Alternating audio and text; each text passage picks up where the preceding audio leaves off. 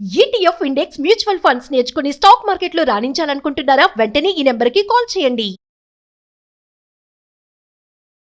నమస్తే రమ్మగారు. నమస్తే జయ. రమ్మగారు, ఆడవాళ్ళకి ఆర్థిక స్వేచ్ఛ ఒక రకంగా చెప్పాలంటే ఎక్కువైపోయింది. దీనివల్ల సమస్యల్ని చూస్తూ ఉన్నాం, ఇదివరకు లేని కొత్త కొత్త సమస్యల్ని. మరోపక్క చూస్తే ఎంత చదువు ఉన్న వాళ్ళైనా సరే ఆ స్వేచ్ఛ అనేది లేకపోవడంతో ఎంతసేపు తనకున్న పార్ట్నర్ దగ్గర చేజాపటమే, ఇలాంటివి చూస్తూ ఉన్నాం. అసలు ఎంతవరకు ఉండాలి, ఎంతవరకు ఉందని మీరు అనుకుంటున్నారు రమ్మగారు? ఎంతైనా ఉండాల్సిందే జయ. ఉండాల్సిందే అంటారా? ఆర్థిక స్వేచ్ఛ తప్పనిసరిగా ఉండవలసిందే. ఇవాళది కాదు, పూర్వకాలం తీసుకో. మన అమ్మమ్మ నాడు మా అమ్మగారు అంటే ఆవిడకి ఆ పరిస్థితి లేదనుకో. జనరల్గా మా అమ్మ, మీ అమ్మమ్మ ఆ ఏజ్లో ఉన్న వాళ్ళకి ఇళ్లలో ఆర్థిక స్వేచ్ఛ ఏమి ఉండేది కాదు. చదువులు లేవు, ఉద్యోగాలు లేవు, ఇంట్లో ఉండేవాళ్ళు. భర్తలు ఏమైనా ఇస్తే దాంతో ఇల్లు నడిపేవాళ్ళు, లేదా భర్తలు తెచ్చి పడేస్తే ఇల్లు నడిపే కాలాన్నే మన అమ్మలు చూశారు. వీళ్ళకి ఆర్థిక స్వేచ్ఛ ఉండేదా ఆ రోజుల్లో? తెలియదు మనకి. వాళ్ళకి ఏముండేవి? వాళ్ళ మేనమామలో, వాళ్ళ అన్నయ్యలో, తమ్ముళ్ళు ఎవరైనా వచ్చి పుట్టింటి ఓ తరపున 10 రూపాయలు, ఓ 25 రూపాయలు, ఒక 100 రూపాయలు చేతిలో పెడితే వీళ్ళు మా వాళ్ళు నాకు డబ్బు ఇచ్చారు అనే విషయం భర్తలకు చెప్పకుండా కామ్గా ఆ డబ్బులు పక్కన పెట్టుకుని తమకు అత్యవసరాలు వచ్చినప్పుడు, తాము ఎవరికైనా ఇవ్వాల్సి వచ్చినప్పుడు, పిల్లలకి ఏదైనా గడపాల్సి వచ్చినప్పుడు భర్తలు ఒప్పుకోని విషయాలని తల్లులు తమ రహస్య పాకెట్ మనీ తోటి నడిపేవాళ్ళు. అది ఇది కూడా ఒప్పుకోవచ్చు కదా. అది కూడా పిల్లల కోసమో లేదా సంసారం కోసమో, వాళ్ళ కోసం చాలా తక్కువ వాళ్ళు కదా రమ్మ. ఏమున్నాయి జయ, అప్పుడు ఖర్చు లేవమ్మా. ఆడవాళ్ళకి ఖర్చులు లేవు, పాడలేవు. అవును. భర్తలకి తెలియని ఏ ఖర్చు ఆ రోజున లేదు. ఆ కాస్త పావల అర్ధ 10 పైసలతోటి చేసేవాళ్ళు. తర్వాత క్రమంగా కొంచెం ఇంటి ఖర్చుకి భర్తలు డబ్బులు ఇవ్వటము, లేదా ఏదైనా పై సంపాదన ఏవైనా ఉంటే వీళ్ళు కొంత తీసి దాచిపెట్టుకోవటము. పెట్టుకుని అమ్మ డబ్బులు ఎక్కడ ఉంటాయంటే పోపులు పెట్టిలో డబ్బులు ఉంటాయి, చెంగున కట్టుకుని ఉంటాయి, చెంగును ముడేసుకునేవాడు. అప్పుడు పర్సులా దాచిపెట్టుకోవటాలా ఏముంది ఆ రోజున? ఏమీ లేదు. వాళ్ళకున్న ఆర్థిక స్వేచ్ఛ ఎంతవరకు ఉండేది? ఆ పోపులు పెట్టేదాకానే ఉండేది. ఏమో ఆ కాలాన్ని దాటలా మనం? దాటేసాం. మన అమ్మలకే మనకు తెలుసు, వాళ్ళ దగ్గర ఓ 1000, 2000, 3000 ఉండటం, 2-3 చోట్ల వాళ్ళు అట్టే పెట్టుకోవటం. నీ డబ్బులు ఇవ్వవే అని భర్తలు కొంత ఇవ్వు అని బతిలాడి తీసుకోవటం, మళ్ళీ నా డబ్బులు నాకు ఇచ్చే అని వెనక్కి తీసుకునే రోజులు కూడా మనకు తెలుసు. అవునండి. క్రమంగా అవన్నీ దాటేసాం. మనకు ఉద్యోగాలు, చదువులు వచ్చాయి, ఉద్యోగాలు వచ్చాయి. ఒక 20 ఏళ్ల క్రితం దాకా చదువులు, ఉద్యోగాలు ఉన్నా కూడా అందులోంచి, ఆ జీతాల్లోంచి టీచర్లుగా పనిచేస్తూ నెలకి ఇంత పెద్ద అమౌంట్ వచ్చేవాళ్ళు, బ్యాంక్ ఆఫీసర్లుగా ఉండేవాళ్ళు కూడా ఏం ఖర్చు పెట్టాలన్నా భర్త అనుమతితోటే ఖర్చు పెట్టే విధానమే మన ఇండియాలో ఉండేది, ఉన్నది.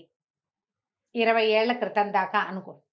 20 ఏళ్ల క్రితం నుంచి కొంచెం ఇంకా బాగా బ్రైట్ అయ్యి వీళ్ళు ముందుకెళ్ళి నా అకౌంట్ నాది, నీ అకౌంట్ నీది, నీ డబ్బులు నీవి, నా డబ్బులు నావి, నా ఖర్చులు వేరు, నీ ఖర్చులు వేరు, కామన్ ఖర్చులు వేరు అని మాట్లాడుకునే ఒక సమాజం మొదలైంది 20 years బ్యాకే. ఇప్పుడు ఎలా ఉంది? ఆడపిల్లలు కూడా, మగ పిల్లాడు 22 ఏళ్ళు వచ్చి వాడు ఇంజనీరింగే, ఇంకా మీసాలు కూడా రావు, బుజ్జి మొహం, లేత మొహం వేసుకుని ఉంటాడు. వాడికి ఒక 20 లక్షల జీతం, 10 లక్షల జీతం. ఆ పిల్లకి ఇంకా అన్నం సరిగ్గా కలుపుకొని తింటున్నది, ఆవకాయ అమ్మాయి కలిపెట్టాలి, దానికి వచ్చేస్తాయి ఒక 20 లక్షలు. డబ్బులు వచ్చేసరికి ఇప్పుడు వీళ్ళకి నా డబ్బు ఇది, దీంట్లో నేను ఇది చేస్తా, ఇది చేయను, నాది ఇది అని చెప్పడం క్లియర్గా నేర్చుకున్నారు. మనం ఇది తెలుసు మనకి. అవును. దాంతో ఇంతంత జీతాలు రావడంతో పిల్లలకి, ఆడపిల్లలకి ఐడియాలజీ పెరిగిపోయిందని, ఆ స్వేచ్ఛ ఎక్కువైపోయిందని 100 రకాలు, వేల కొద్ది వీడియోలు, పెద్దవాళ్ళు, చిన్నవాళ్ళు, పల్లెటూరు వాళ్ళు, పట్నం వాళ్ళు అందరూ ఇవే మాట్లాడతారు. కానీ ఇప్పటికీ కూడా నువ్వేం చేసావు అని ప్రశ్నించకుండా ఉన్న సమాజం లేదు మనకి. లేదు రమ్మగారు. ప్రశ్నే సమాధానమే. సమాధానం అయితే దాని మీద కొట్లాట, దాని మీద పోట్లాట. ఇలా స్వతంత్రిస్తే నేను నీతో ఉండనని బెదిరింపు. వీలైతే 4 నోటి మాటలు, లేకపోతే 2 చపేటాలు. అవి ఇంకా ఉన్నాయి, అవి పోలా. ఆ సమాజం ఉంది, అవి పోలేదమ్మా, అవి పోలా. ప్రతి వాళ్ళు కూడా పెద్ద పెద్ద ఉద్యోగాలు, చాలా పెద్ద జీతాలు, అంకెలు చెప్పడానికి భయం, అమ్మో ఇంత అని మనకి భయం వేసేంత డబ్బు వచ్చే వాళ్ళు కూడా ఆన్సరబుల్గానే ఇప్పటికీ ఉంటున్నాం. ఇంకా ఉండాలేమో, ఆ మాత్రం కొంచెం కట్టడి లేకపోతే డబ్బు వృధా అయిపోవచ్చు ఏమో. కానీ రూపాయికి, పావలాకి అడగాల్సిన పరిస్థితి అయితే మరి అన్యాయం కదా. అయిందా? అక్కడి నుంచి నువ్వు ఇంత అమౌంట్ వెళ్ళింది, మీ వాళ్ళకి ఎందుకు పంపించావు, నువ్వు ఎందుకు చేసావు అని ప్రశ్నలు. ఇదంతా ఇచ్చావు, ఇది ఎప్పుడు వస్తుంది అని అడిగేది. ఇవన్నీ ఉంటాయి. దీంతో పాటు ఇంత పెద్ద ఆర్థిక స్వేచ్ఛని అలవాటు పడి ఉంటారు ఆడపిల్లలు. కానీ వీళ్ళకి ప్రెగ్నెన్సీలో డెలివరీలో ఎవ్వరూ సపోర్టు లేని పరిస్థితి వస్తే ఉద్యోగం మానేసి పిల్లల్ని చూసుకోవాల్సి వస్తుంది. కొంతమంది చాయిస్ తీసుకుంటారు తమంతట తమే. పిల్లల్ని పెంచుతాను, ఒక 5 ఏళ్ళో 10 ఏళ్ళో పెంచుకుంటాను నేనే, తర్వాత ఏదో వర్క్ చేస్తా లేకపోతే లేదు. దానికి భర్తలు కూడా ఒప్పుకుంటున్నారు. కొంతమంది ఒప్పుకోరు. కాదు జాబ్ మానేస్తే ఇట్లా ఇన్ని లక్షలు పోతాయి, డబ్బులు కావాలి, పిల్లల భవిష్యత్తు చెప్తారు. చాయిస్లను బట్టి ఒక పెళ్ళైన లేట్గా పిల్లలు పుట్టారనుకో, అప్పుడు పిల్లల పెంపకమే మెయిన్ చాయిస్గా ఉండొచ్చు. ఓకే. అప్పుడు వీళ్ళు ఆర్థికమైన స్వేచ్ఛని ఆలోచన పక్క, మన డబ్బులు ఉన్నాయి కదా, కొంత సంపాదించి పెట్టుకున్నాం కదా, ఇది మనం గడుపుకోవచ్చులే అని అనుకొని ఈ పిల్లల్ని పెంపకానికో దేనికో దిగుతారు. జనరల్గా మనం దీన్ని అందరూ సపోర్ట్ చేస్తారు కదమ్మా. అంతేగా. పిల్లల్ని చాయిస్గా తీసుకోవటం, పిల్లల పెంపకాన్ని నువ్వెందుకు తీసుకోవాలి, మీ ఆయన ఎందుకు ఉద్యోగం అనేది పిల్లని చూడ్డు అనేవాళ్ళు కూడా ఉన్నారు, లేరంటల్లా. చాలా తక్కువ, చాలా తక్కువ. కానీ అలాంటి ఊహలు వస్తున్నాయి. నేనే ఎందుకు చూడాలి, ఈ పిల్లాడు నా ఒక్క పిల్లాడేనా, కనే కష్టం నేను పడ్డాను, పెంచే కష్టం అతను ఎందుకు పడకూడదు అని అనుకునేవాళ్ళు అక్కయ్యలు వచ్చాయేమో, అవి కూడా ఉన్నాయి. ఐడియాలజీ. ఇప్పుడు ఇది తప్పని నేను అంటలేదు, అది విమర్శ కాదు, జస్ట్ మనం మాట్లాడుతున్నాం అంతే. ఈ ఉద్యోగం మానేసిన తర్వాత వీళ్ళకి పూర్వపు ఆర్థిక స్వేచ్ఛ ఉంటుందా అనేది మనకి ఇక్కడ శేష ప్రశ్న. ఇప్పుడు ఎంత స్వేచ్ఛ లేకపోయినా నువ్వు అది ఎందుకు చేసావు, ఈ డబ్బులు ఏం చేసావు, ఎవరికి ఇచ్చావు ప్రశ్నలు ఎదుర్కొంటున్నప్పటికీ వీళ్ళకి సొంత అమౌంట్ కొంత ఉండి కావాల్సింది కొనుక్కుని ఎక్కడికైనా వెళ్ళినప్పుడు ఖర్చు పెట్టుకుని ఎవరికైనా ఇవ్వదలుచుకుంటే ఓ డొనేషన్ కానీ ఒక హెల్ప్ కానీ చేయగలుగుతూనే ఉంటారు ఎంతో కొంత. దాన్ని కూడా కట్ చేసే దౌర్భాగ్యపు మగ సమాజం ఉంది. అవును. 1,00,000 రూపాయలు జీతం తెచ్చే అమ్మాయికి కేవలం 10,000 నీ ఖర్చులకి, మిగిలిన 90 ఫ్యామిలీకే నువ్వు పెట్టాల్సిందేనని బలవంతం చేసేవాళ్ళు వాళ్ళు ఉన్నారు. అక్కడి నుంచి నేను మొత్తం నాదంతా సేవింగ్స్ నీ మొత్తం డబ్బులు ఫ్యామిలీకే పెట్టని తను డబ్బు ఏం చేస్తున్నాడో పెళ్ళానికి చెప్పడు, భార్యకి చెప్పరు. వాళ్ళు అడగకూడదు. అది దౌర్భాగ్యపు సమాజమే, అది కూడా ఉంది మనకి. ఇంకా ఉన్నాయి ఇందులో ఎన్ని వింటానో ఇలాంటివి. అక్కడి నుంచి ఈ డబ్బుల్ని అమ్మాయి అబ్బాయి ఇప్పుడు మీ ఇద్దరికి చెరుకో 1,00,000 లేదా మగవాడికో 2 లక్షలు అమ్మాయికో 1,00,000 వస్తాయి అనుకో, మీ ఇద్దరు కలిసి మాట్లాడుకుని ఒక చోట డబ్బులు పెట్టడం అనేది ఎంత మంచి పద్ధతి. అతను ఏం చేస్తున్నాడో ఈ అమ్మాయికి చెప్పడు, అతను చేస్తున్న ఐడియా ఈ అమ్మాయికి నచ్చకపోవచ్చు, కానీ అమ్మాయి ఐడియాలజీ తీసుకోరు, డబ్బులు మాత్రం తీసుకుంటారు. ఇది ఎట్లా న్యాయం? నువ్వు ఈ అమ్మాయి దగ్గర ఉన్న మొత్తం గోల్డోడగొట్టి తీసుకుని నువ్వు ఎక్కడ పెడతావు? నువ్వు పెట్టేది ఈ అమ్మాయికి చెప్పవు, ఆ అమ్మాయికి నచ్చదు. ఎలా ఆమె శ్రమని నువ్వు దోచుకుంటావో చెప్పు సమాధానం. శ్రమ దోచుకోవటమే కదా, దాన్ని ఏమనాలమ్మా? ఖచ్చితంగా దాన్ని అలాగే అనాలి. ఈ శ్రమ దోపిడీకి సమాధానం ఏమిటి? ఈ సమాధానం వాడు ఒక్కడే కాదు, అబ్బాయి ఒక్కడే, భర్త ఒక్కడే కాదు, అతని పేరెంట్స్ కూడా సమాధానం చెప్పాలి. మీ అమ్మాయి అయితే ఇలా చేస్తారా? ఈ కష్టపడే పిల్ల ఈ ఇంట్లో పనిచేసి, మొగుడి కింద పనిచేసి, చిన్నపిల్లల్ని చూసుకుని, ఉద్యోగం చేసి, తను సంపాదిస్తున్న తన రక్త మాంసాలని పెట్టి చెమట చిందించి, అంతేగా మరి ఎంత శ్రమ కోర్చి పీరియడ్స్ అని, పిల్లలకి అనారోగ్యాలని, తన ఒంట్లో బాగుండదు, ఈ లోపల ఏవో ప్రెషర్లు, వర్క్ ప్రెషర్, ఇదంతా ఎదుర్కొని అది ఒక పెద్ద డబ్బా ఇది పట్టుకొచ్చి పెడితే ఒక మూట, ఆ మూటను నువ్వేం చేస్తున్నావో చెప్పను నువ్వు నన్ను అడిగావంటే నేను నీకు డివోర్స్ ఇస్తాను. నీకు సమాధానం చెప్పాల్సిన అవసరం లేదు. ఆడాళ్ళకి చెప్పేది ఏమిటి? ఇది ఒక డైలాగు. ఆడాళ్ళకి చెప్పేది కాకపోతే నువ్వు ఆడాళ్ళ సంపాదన ఎలా తీసుకుంటావు? సిగ్గు లేదు నీకు? అదంతా సంపదలోకి మారుస్తావు. రేపు ఏదో చేస్తావు, నువ్వు పాడు చేస్తావని కాదు, కానీ నువ్వు ఏం చేస్తున్నావో పార్ట్నర్కి చెప్పి తీరాలి. ఖచ్చితంగా. మీరు జాబ్ చేయిస్తున్నారు అమ్మాయి వర్క్ నేను ఎలౌ చేస్తున్నాను, అదొకటే. ఏమిటి నువ్వు ఎలౌ చేసేది? అదే ఫీలింగ్ గా చూస్తారు, నువ్వెవరివి ఎలౌ చేయటానికి? అమ్మాయి చదువుకుంది, ఉద్యోగం చేయొచ్చా చేయకూడదా, చేయగలనా లేదా అనేది ఆ అమ్మాయి శక్తియుక్తులు, ఆ అమ్మాయి మనస్తత్వం మీద ఆధారపడి ఉంటుంది. మళ్ళీ ఇంకొక ఫీలింగ్ చూస్తాను రమ్మగారు, తన కష్టం ఎప్పుడు ఇంట్లో చూపించకూడదు, ఇప్పుడు నార్మల్ గా కనిపించాలి ఆ మనిషి. తను కూడా బయటికి వెళ్తుంది, తను కూడా ఉద్యోగం చేస్తుంది, తనకు కూడా ఆఫీస్ టెన్షన్స్ అనేవి ఉంటాయి. అవి పట్టించుకునే రాగానే అమ్మాయి నవ్వుతూ ఆహా అంటూ అడ్వర్టైజ్మెంట్ లో లాగా ఇంటికి వచ్చి వంట చేస్తున్న ఒక అడ్వర్టైజ్మెంట్ చూస్తాను నేను, నాకు ఎంత మంటగా ఉంటుంది. ఇలాంటి వాళ్ళని కూడా చూస్తామండి. ఆవిడ ఆఫీస్ లో బాస్ ఒక అడ్వర్టైజ్మెంట్ చూస్తా జయ నేను, అమ్మాయి అంటే ఇష్టం నాకు, యాక్ట్రెస్ పిల్ల అంటే. ఓకే. ఆఫీస్ లో అమ్మాయి బాస్ ఈ పనంతా చేసి వెళ్ళండి అని సబార్డినేట్కి చెప్తుంది. తను ఇంటికి వెళ్ళిపోతుంది. ఇంటికి వెళ్ళిపోయి చక్కగా అంతా వంట చేసి జుట్టు ముడేసుకుని చూడడానికి చిలకలా ఎంత ముద్దుగా ఉంటుందో అది. చక్కగా వంట చేసేస్తుంది, అన్ని రెడీగా పెడుతుంది. హస్బెండ్ రాగానే టట్టడ ఆయన మొత్తం వంట అంతా చూపిస్తుంది అనమాట. ఏమిటి మీరు ఏం చూపిస్తున్నారు అడ్వర్టైజ్మెంట్లో? నువ్వు ఆఫీస్లో అడవా చాకిరి బాస్గా నీ దగ్గరికి 100 మందిని హ్యాండిల్ హ్యాండిల్ చేస్తూ చేయాలి. నువ్వు ఇంటికి వచ్చి చక్కగా ఈ వంటంతా చేసి భర్తకి పెట్టమనే పెట్టాల్సిందేనా? పెట్టు, బాగుంది. పెట్టు. నీ ఓపిక అది ఒక రోజు ఉంటది, ఒక రోజు ఉంటది కదా ఉండదుగా రమ్మగారు. అప్పుడు అప్పుడు ఎప్పుడు ఏటెళ్ళ కాలం 24 గంటలు 24/7 మరి ఇలాగే చేయగలరా అమ్మా ఎవరైనా? నాకు అడ్వర్టైజ్మెంట్ చూస్తే ఆ పిల్లంటే ఎంత ఇష్టమో, ఆ కాన్సెప్ట్ అంటే అంత కోపం వస్తుందా? నేను ఈ ఎలా సందర్భం చేయగలుగుతారు? అవును, ఇంకొక విషయం చెప్తాను రమ్మగారు. ఇదివరకు లాగా పొలాల్లో పడిపోయో మట్టి రాసుకోను లేకపోతే చెమట్లు కక్కే జాబు అబ్బాయిలకి ఉండట్లా, అమ్మాయిలకి ఉండట్లా. అమ్మాయిలకైతే అస్సలు ఉండట్లా నేను అవును. చూసినంత వరకు. ఉమ్, ఏసీ కిందో ఫ్యాన్ కిందో కూర్చొని టకటకలాడించుకోవటము, అదే. మాకులాగా మాట్లాడటం, ఇలా ఏసీ కింద వర్క్ చేసే జాబ్స్ ఉన్నాయి. అది ఫిజికల్ స్ట్రెయిన్ ఎక్కడ కనిపిస్తుంది రమ్మగారు? ఆ స్ట్రెస్ ఎక్కడైనా కనిపిస్తుందా? స్ట్రెస్ అంతా ఎక్కడ మెంటల్ లోపల గానే ఉంది, ఉంటుంది కదా. లోపల ఉంది కదా. వీళ్ళు ఏముందా ఏసీలో కూర్చుంటున్నారు, వీళ్ళకి జీతాలు వచ్చేస్తున్నాయి. ఏసీలో కష్టం కూర్చోటమేగా. అంతా నాదే, నేనే కష్టపడుతున్నా ఈ ప్రపంచంలో. నువ్వైనా మట్టిత్తేవా ఏమైనా కాదు. ఏం కాదు.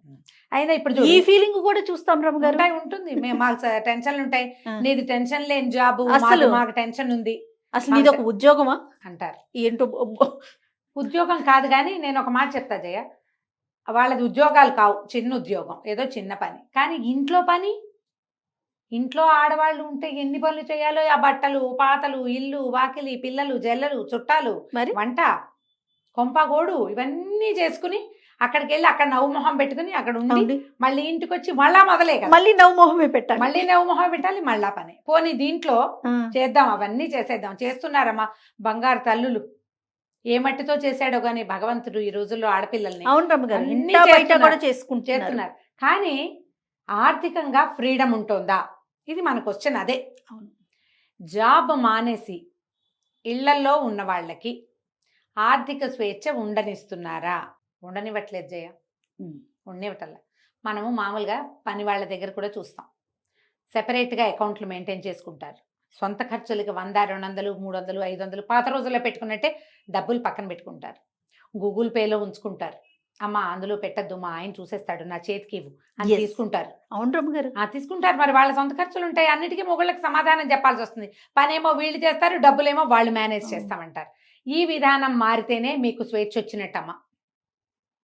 ఇది మారాలి. ఇప్పుడు మా ఫ్యామిలీ కోసం ఒక పెద్ద అమౌంట్ లేదా ఒక అకౌంట్ అనేది ఉంచుకుని అందులో అది కదిపేటప్పుడు మీరిద్దరూ మాట్లాడుకునే చేయండి.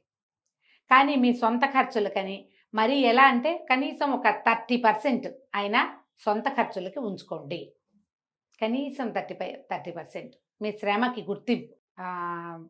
అకౌంట్స్ సీజ్ కలిపేసేయటం. ఎప్పుడు జాయింట్ అకౌంట్లే ఉంటాయి జయ భార్యాభర్తలకి. ఆడవాళ్ళకి సొంత అకౌంట్లు ఉండనివ్వరు. ఉండనిచ్చిన మొత్తం పాస్వర్డ్తో సహా వాళ్ళకే తెలుసు. నువ్వు చూడు, చాలా మందికి భర్తల పాస్వర్డ్లు తెలియవు, భార్యల పాస్వర్డ్లు అందరికీ తెలుస్తాయి. ఇంట్లో పిల్లలు కూడా తెలుస్తాయి జయ. అవును రమ్మ గారు. ఫోన్లకు అంతే, ఏటీఎం కార్డులకు అంతే, ఏటీఎం కార్డు అంతే, డెబిట్ కార్డు అంతే, క్రెడిట్ కార్డు అంతే. అన్ని పిల్లలకి భర్తకి తెలుసు, భర్త గారివి తెలియదు. ఒక్కటి కూడా తెలిసి ఉండదు. మనం ఏం చేసినా, మీరు ఏం చేసినా భర్తలకు వెంటనే అది వచ్చేస్తుంది. అక్కడ 1000 గీసింది, ఇక్కడ 2000 గీసింది, అక్కడ 10,000 ఏదో. కానీ భర్తలు చేసినవి మీకు వస్తాయా? రావు. ఇప్పుడు సమానత్వం ఎక్కడుందమ్మా? నేను సమానత్వానికి చెప్పట్లేదు, కనీసం 70-30 ఉంచుకోండి అని చెప్తున్నా. ఆ మాత్రమైనా తీసుకోండి. అది లేనిదే కుదరదు. డబ్బే జీవితమా? డబ్బు ఇంపార్టెంటా? కాదు. మానవ సంబంధాలు ఇంపార్టెంట్. అవును. మరి మగవాళ్ళకి అవి కాదా? కాదు రమ్మగారు, కాదు. డబ్బు ఇంపార్టెంట్ కాదన్నప్పుడు మనం ఇంట్లో కూర్చోట్లేదు కదా. కూర్చోట్లేదుగా. అంతే కదా, మనం కూడా పరుగులు పెడుతున్నాం కదా జయ. పెద్దవాళ్ళు ఉంటారు. ఇప్పుడు మన అమ్మలు కొంతమంది, ఇప్పుడు నా ఏజ్ కంటే కొంచెం పెద్దవాళ్ళు అనుకో. నా ఏజ్ అంటే ఇంకా సంపాదించే వయసే కదా. అవును. 60+ అయ్యాక ఇప్పుడు మన అమ్మ ఉంది, ఎక్కడో ఉంటుంది, ఆవిడ ఏదో ఊళ్ళో ఉంటుంది, మనం ఒక ఊళ్ళో ఉంటాం. అమ్మకి అంత డబ్బులు వస్తాయి రావు. ఆవిడ కూరలు తెచ్చుకోవాలి, సరుకులు తెచ్చుకోవాలి, చేయాలంటే మనం ఏం చేస్తాం? ఓ గూగుల్ పేనో, ఓ ఫోన్ పేనో, ఇంకోటి ఏమిటో పెట్టి రెగ్యులర్గా అందులో డబ్బులు ఉండేలాగా చూస్తాం. అమ్మ తన దారిని తను ఖర్చు పెట్టుకోవడానికి. ఖర్చు అంటే ఏమిటో వాడేసుకోవటం కాదు, రెగ్యులర్ దైనందిన అవసరాలైనా ఉంటాయి కదా, అది మన ఇంటికే తీసుకొస్తారు. ఒక అకౌంట్ వాళ్ళ గూగుల్ పేకి అటాచ్డ్గా చేసి వదిలిపెట్టాలి. పెళ్ళాలకి అలా చేయకుండా చేసే వాళ్ళు ఉన్నారు తెలుసా ఇప్పటికీ. ఈ రోజుల్లో యంగ్స్టర్స్ 30+ వాళ్ళే మీరు బాగా ప్రాక్టికల్ గా కేసెస్ ఒక్క చూస్తున్నారు. రూపాయికి కూడా సమాధానం చెప్పాల్సిన స్థితిలో ఉంటున్నారు ఆడపిల్లలు. కేసులు చూస్తున్నారు కదా రమ్మగారు. ఉద్యోగం మానేశారంటే వెంటనే వాళ్ళ అకౌంట్ చచ్చారే. భర్తల పరం అయిపోతాయి. అందులో డబ్బు ఉంటుంది బోల్డు, కాస్త కుస్తాగా జయ కళ్ళు తిరిగేంత అంకెలు ఉంటాయి. అయినా సరే ఎంత ఘోరం కదా రమ్మగారు. చాలా ఘోరం అమ్మా. దీన్ని సహించద్దు. అప్పుడు గొడవలు అయిపోతాయండి, డివోర్స్కి వెళ్తా. ఏమిటి డివోర్స్? నీ ఒక్కదాని బాధేనా? అవతల వాడి బాధ కాదా? ఇక దానికి ఫైనల్ డెసిషన్ అదేనా? ఏం నువ్వు సంపాదించిన డబ్బులు నువ్వు కొంత వాడుకోవడానికి కూడా డివోర్సేనా? ఎట్లా అది ఎలా సాధ్యం ఇప్పుడు చెప్పండి. మగవాళ్ళు ఎందుకు ఈ రకమైన దౌష్ట్యానికి దిగుతారు? నాకు సమాధానం అక్కడ కావాలి. ఆడాళ్ళు కాదు, మగవాళ్లే. మీకు వద్దా భార్యలు? తనకే 36 భర్త కావాలా? వస్తాయా? ఇది కాకపోతే ఇంకోటి వస్తుందా మీకు? రాదు. పైగా ఇండియాలో ఏమిటి 1000 మంది అబ్బాయిలకి 845 మంది ఆడపిల్లలు ఉన్నారమ్మా. ఇది బాగుంది నిజంగా. నిజం రమ్మగారు. మీకు పెళ్లి అమ్మాయికి భర్త, కుటుంబము, ఫ్యామిలీ, సంతోషము ఆడవాళ్ళకి ఎంత అవసరమో, మీతో పాటు ఉన్న ఒక స్త్రీ ఆమె యొక్క సంతోషము, ఒక నిద్ద, వీడు నాతో ఉన్నాడు, నేను ఇతనితో ఉన్నాను, నా జీవితం బాగుంది అని ఆమెకి అనిపించటమే మీ బతుకు. అది లేనిదే వేస్ట్ మీరు. అంతే. ఆమెకు ఆర్థిక స్వేచ్ఛ లేదు, ఎవరికైనా కలవడానికి లేదు, ఎవరితో నా ఫోన్లో మాట్లాడడానికి లేదు. కాసేపు మాట్లాడితే అంతసేపు ఎందుకు ఇక నువ్వు ఏంటి ఊపిరి కూడా దీనివరా మీరు? అన్నిటికీ మీకు సమాధానం చెప్పాలా? అదేమన్నా బానిస? బానిస కాదుగా. ఇప్పుడు ఆడవాళ్ళకి ఎంత భయమో, జీవితం పట్ల ఎంత భయం ఉండాలో, ఎంత ఒళ్ళు దగ్గర పెట్టుకుని ఉండాలో మీరుండద్దా? ఉండాలిగా, నువ్వు కూడా ఉండాలిగా. ఇప్పుడు దీన్ని నేను తల్లుల్నే అడుగుతున్నాను. మీ కొడుకులకి వద్దా? ఇది మీ కొడుక్కి కావాలా వద్దా భార్య? అతనికి సంసార జీవితం, ఇంటికి వచ్చేసరికల్లా ఎవరో ఒకళ్ళు వేడో వెచ్చో చూసి కాఫీయో టీయో మొహాన్ పోసి కాస్త ఉన్నావా అన్నావా అని అతన్ని కనుక్కునేందుకు ఒక ఇంట్లో ఒక ఆడపిల్ల ఉండి ఆమె సంతోషంగా ఉండటం అవసరమా కాదా? ఆ అమ్మాయి యొక్క సంతోషమే మీ కుటుంబానికి వృద్ధి, అవునా కాదా? అంతేగా. ఇలా దయచేసి ఆలోచించండి అమ్మా. మీ పిల్లల్లో పెద్దవాళ్ళు ఇలాంటి దౌష్ట్యాన్ని చూస్తే దాన్ని కట్ చెయ్యండి, లేదా జన్మ జన్మల అనుభవిస్తారు మీరు ఇదే ఆడపొట్టకు పుట్టుకుంటూ. మనము ఇది అనుభవించి వచ్చిన వాళ్ళమే జయ. అంతే ఈ కదా. స్వేచ్ఛ లేనితనాన్ని ముందు తరాల వాళ్ళంతా చూశారు. ఇప్పుడు అట్లా లేదు. పిల్లలు చక్కగా చిలకల్లా చదువుకుంటున్నారు, ఉద్యోగాలు చేసుకుంటున్నారు, కళకళ్ళాడుతూ 4 రకాల పనులు చేసుకుంటున్నారు. దానికి కొంత ఫ్రీడమ్, ఎక్కడో చోట ఈ ఫ్రీడమ్ అడ్డుకట్ట గ్యారంటీగా ఉండాలి. అది లేకుండా వదిలేయమని నేను చెప్పట్లేదు. నాకు కూడా కట్టడే. ఇప్పుడు నేనైనా అదే చేస్తాను కదా. అంతే కదా రమ్మగారు. ఎక్కువ పెద్ద పెద్ద అమౌంట్లు ఉండేవి, శాలరీస్ పడే అకౌంట్ల నుంచి డబ్బులు వేరే విస్తారంగా తీసేయకూడదు. వాడేస్తుంటే రేపొద్దున సేవింగ్స్ అవ్వవు. అదే. కానీ ఇవి మాట్లాడుకోవాలి కదా. ఇది మాట్లాడుకుని మీ పక్క వాళ్ళని, స్పౌస్ని, భార్యని ఈ డబ్బు విషయంలో మీరు కనుక సంతోషంగా కాదు, కనీసం కొంత గాలి పీల్చుకునే రకంగా అయినా ఉండనివ్వకపోతే మీరు ఆదిమానవ సమాజంలో ఉన్నట్టే. మీరేమీ జీవితంలో ముందుకెళ్ళినట్టు కాదు. అంతేగా. ఇప్పుడు మీరు రేపొద్దున మీ పిల్లలకి ఏం చెప్తారు? మీ పిల్లలు కూడా ఇలాగే స్వేచ్ఛ లేకుండా చేయటం మీకు కుదురుతుందా? ఒక పిచికని బందికానాలో పెట్టి మధ్యలో దాన్ని చేయి పెట్టి దాన్ని మెడ పిసికేస్తూ ఉంటామా మనం? ఆల్రెడీ ఈ పెళ్లి, పిల్లలు, ఇల్లు, సంసారము బందికానానే. కాకపోతే కొంత స్వేచ్ఛ ఉంటుంది. ఆ కాస్త స్వేచ్ఛనైనా వాళ్ళని అనుభవించనిస్తే జీవితాలు సంతోషంగా ఉంటాయి. అంతే. ఈ ఆర్థిక స్వేచ్ఛ విషయంలో పెళ్లికి ముందే మాట్లాడుకోండి. ఓకే. మనం ప్రీ మ్యారిటల్ కౌన్సిలింగ్ అప్పుడు చెప్తామా, నా డబ్బులు నావి, నా ఇష్టం వచ్చినట్టు చేస్తాను అని అమ్మాయి అనకూడదు. నీ డబ్బంతా నాదే, నేను చెప్పినట్టే నువ్వు వినాలని అబ్బాయి కూడా అనకూడదు. ఈ డబ్బులు మనవి, దీని మీద కొంత ఫ్రీడమ్ నువ్వు అవలంబించు, కొంత ఫ్రీడమ్ నేను అవలంబిస్తా, మన ఇద్దరిది కలిపి కొంత అమౌంట్ ఉండాలి. అంతే. వాళ్ళమ్మకి ఇచ్చిన కొంతమంది ఆడపిల్లలేమో భర్తలు ఏమీ చేయకూడదని పట్టుకుంటారు. ఈ శాతం తక్కువ, కానీ ఉంటారు. మగవాళ్ళు ఎక్కువ పట్టుకుంటారు. ఆడవాళ్ళకి అంత ఫ్రీడమ్ ఇవ్వకూడదు అనుకుంటారు. మనీ మేనేజ్మెంట్ ఆడవాళ్ళకి అంత తెలియకపోవచ్చు. ఎందుకంటే చిన్నప్పటి నుంచి తండ్రి ఒద్దికలో ఉంటారు, బాగా తెలుసుకోరు. కానీ కొంత వయసు వచ్చాక ఎక్కడ డబ్బులు పెట్టచ్చు, ఎక్కడ పెట్టకూడదు, అలాంటి ఐడియాలజీ వాళ్ళకు ఉంటుంది. మీరు మాట్లాడుకుంటే వాళ్ళ ఐడియాలజీ ఏంటో తెలుస్తుంది. అంతే. కొంతమందికి ఏమో ఇల్లు వాకిళ్ళు కొనేసుకోవాలని ఉంటుంది జయ. ఇల్లు ఇల్లు ఇల్లు ఇల్లు ఇల్లు అంటారు. ఇల్లు స్థలాలు కొనేసుకోవాలి, ఎక్కడైనా సైట్లు కొనిపెట్టుకోవాలి. వాళ్ళ ఫాదర్స్ని బట్టి వాళ్ళకి ఐడియాలజీ వస్తుంది. ఒక్కొక్కళ్ళు ఏమో ఎక్కడైనా డబ్బులు మదుపు పెట్టడం, ఈ షేర్స్లో పెట్టడం అని ఇట్లాంటివి చేస్తారు. మీరు అది వీళ్ళు ఇది అయ్యారనుకోండి, అందులోనూ పెట్టండి, ఇందులోనూ పెట్టండి. మాట్లాడుకోండి ముందు. మాట్లాడుకుని ఈ ఆర్థిక స్వేచ్ఛ వ్యవహారాన్ని సార్ట్ అవుట్ చేసుకోండి.